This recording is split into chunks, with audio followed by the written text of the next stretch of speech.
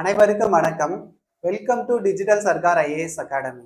இந்த வகுப்பு என்ன பார்க்க போறோம்னா, ஏக் மேக்ஸ் ஏக் செகண்ட்ஸ்ல நம்பர் சிஸ்டம்ல மாடல் 20ல இருக்க ப்ராப்ளம் தான் பார்க்க போறோம்.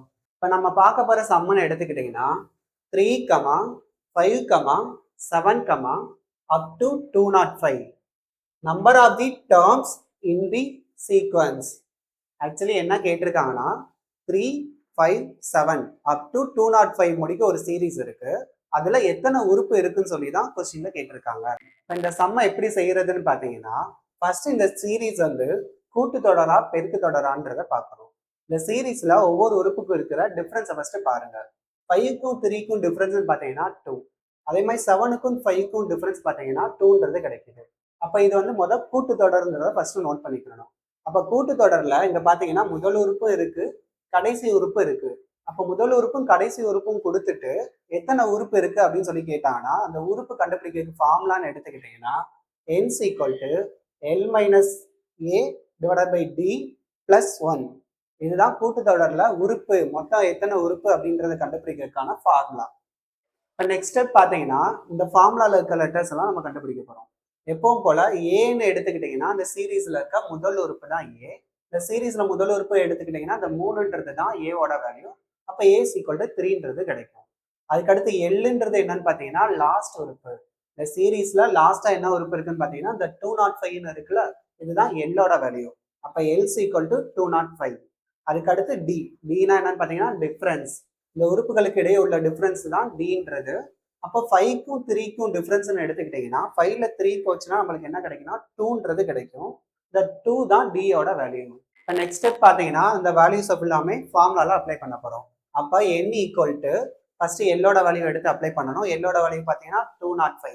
அப்போ 205 மைனஸ் அதுக்கடுத்து ஏவோட வேல்யூ போடணும். ஏவோட வேல்யூ பார்த்தீங்கன்னா 3 எடுத்து அப்படியே அப்ளை பண்றோம். டிவைடட் பை டிஃபரன்ஸ் என்ன கிடைச்சிச்சு நம்மளுக்கு 2ன்றது கிடைச்சிச்சு. அந்த 2 எடுத்து அப்ளை பண்றோம். அதுக்கடுத்து ப்ராக்கெட்டை க்ளோஸ் பண்ணிட்டு +1 இருக்கிறத அப்படியே எடுத்து எழுதியாச்சு.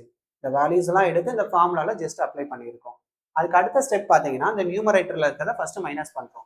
205ல இருந்து 3 போச்சுன்னா நம்மளுக்கு என்ன வேல்யூ கிடைக்கும்னா 202ன்றது கிடைக்கும். டிவைட்ல இருக்க 2 அப்படியே இருக்கு, இந்த +1 வந்து அப்படியே இருக்கு.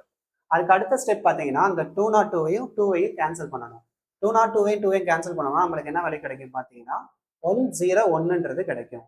அதுக்கு அடுத்த ஸ்டெப்னு பார்த்தீங்கன்னா 101 + 1ன்றதை எடுத்து எழுதணும். 101 + 1.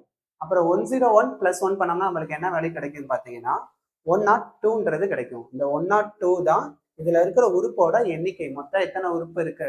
3ல இருந்து 205 முடிக்க எத்தனை உறுப்புகள் இருக்குன்னு பார்த்தீங்கன்னா 102 உறுப்புகள் இருக்கு. இதுதான் இந்த சம்மோட சொல்யூஷன்.